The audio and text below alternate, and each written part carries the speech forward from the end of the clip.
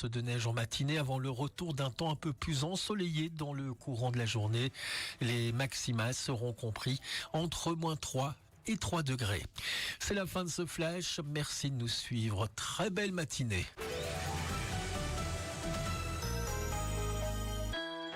Solde chez Lederland à Saint-Vith. Plus de 150 salons en cuir sont sacrifiés jusqu'à -55%. Lederland Saint-Vith, autoroute E42 Verviers-Trèves, sortie Saint-Vith Sud. Ouvert tous les jours de 10 à 18h, même les dimanches.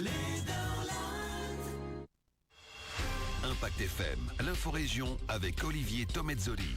Le ski a fait son grand retour chez nous pour commencer la nouvelle année. Le dégel n'est pas attendu avant fin de la semaine.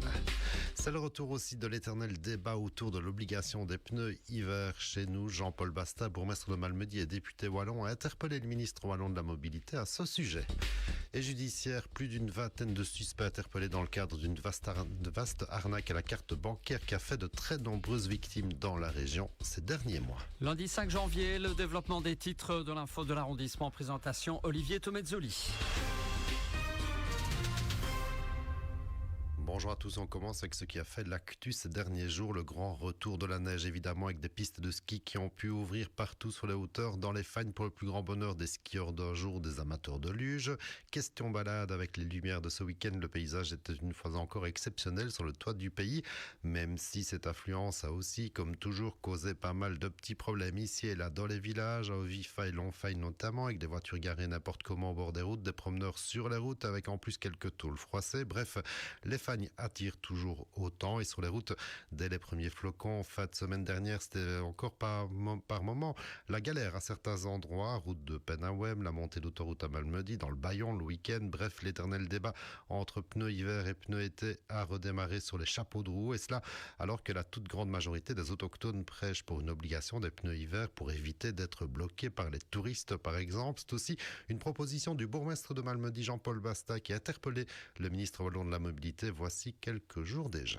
C'est un problème de sécurité, c'est quand même assez dingue de dire qu'on peut laisser des voitures d'1,5 tonne à 2,5 tonnes avec une surface de contact qui n'est pas du tout adaptée à la neige. La Belgique c'est le pays plat, mais chez nous nous avons quand même le signal de Bautrange où à Hockey on est à 550 mètres d'altitude et il y a déjà eu un accident très grave. Alors le ministre par rapport à cette question-là m'a rappelé que la compétence du code de la route était une compétence fédérale et pas régionale. Néanmoins il est conscient qu'il y a quelque chose à faire et donc il s'est engagé à porter le point à un prochain conseil interministériel pour pouvoir donner une sécurité juridique au bourgmestre si jamais nous pouvions prendre un arrêté de police très ponctuel sur des routes qui sont particulièrement dangereuses à une certaine période de l'année. Et les voisins du Luxembourg ou encore dans d'autres pays, Italie, France, dans certaines régions, imposent déjà les pneus hiver ou la présence de chaînes. Et chez nous, ce sera compliqué évidemment d'imposer ces pneus-là alors que les hivers ne sont manifestement pas si rigoureux partout dans le pays. Et le deuxième élément, c'est de voir aussi si on peut faire une campagne de promotion par rapport non seulement aux pneus neige, mais également aux pneus 4 saisons qui sont parfois moins connus et qui permettent de s'aventurer dans beaucoup d'endroits quasi durant les 4 saisons comme leur nom l'indique et ça évite alors l'écueil financier de devoir permuter ces pneus à un moment donné ou à un autre. Je peux comprendre que si on habite en plaine et qu'on vient seulement de temps en temps dans nos belles Ardennes et sur nos Hautes-Fagnes, qu'on n'ait pas envie de payer le prix, tandis qu'avec les 4 saisons, on n'a pas à faire cela. Chez nous, on sait bien que du 1er novembre au 1er mai, il vaut mieux avoir des pneus neige. Et on n'est pas encore à l'obligation des pneus hiver pour rouler chez nous. Il faudra encore prendre son mal en patience en période hivernale. La neige restera encore bien présente toute cette semaine avec une bonne quinzaine de centimètres sur le plateau Fagnard. Et surtout, il a bien gelé déjà cette nuit jusqu'à -15 en fin de nuit. De quoi rééquilibrer un petit peu la nature. Le dégel n'est pas attendu avant fin de semaine. Et encore, la neige devrait pouvoir faire le bonheur des amateurs le week-end prochain si tout va bien. Judiciaire avec une bonne résolution qu'on peut tous adopter en ce début d'année, à savoir stopper les arnaques à la carte bancaire. Le parquet nous prévient qu'une vaste enquête se clôture autour d'agissements qui ont fait de très nombreuses victimes dans la région et partout dans le pays, selon le principe du hameçonnage, technique qui permet de tromper les victimes en se présentant à elles comme organisme officiel ou de confiance, précise le parquet de division de Verviers.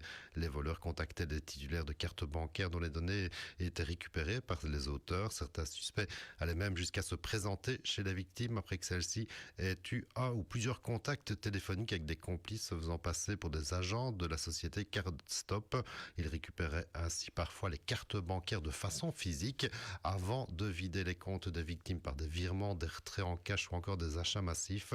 Fin d'année, un 9e suspect a été placé sous mandat d'arrêt, portant ainsi à 21 le nombre de personnes inculpées par le juge d'instruction dans ce vaste dossier, en rappelant les conseils élémentaires, à savoir ne jamais divulguer ses codes et mots de passe en ligne ou par téléphone, rembarrer rapidement un individu trop insistant au téléphone ou même se présentant chez vous soi-disant pour récupérer des cartes bloquées par exemple. Bref, de la prudence.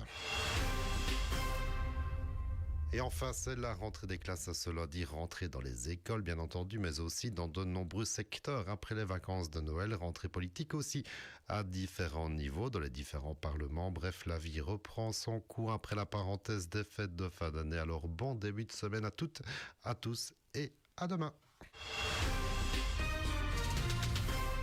L'info continue sur notre page Facebook Impact News.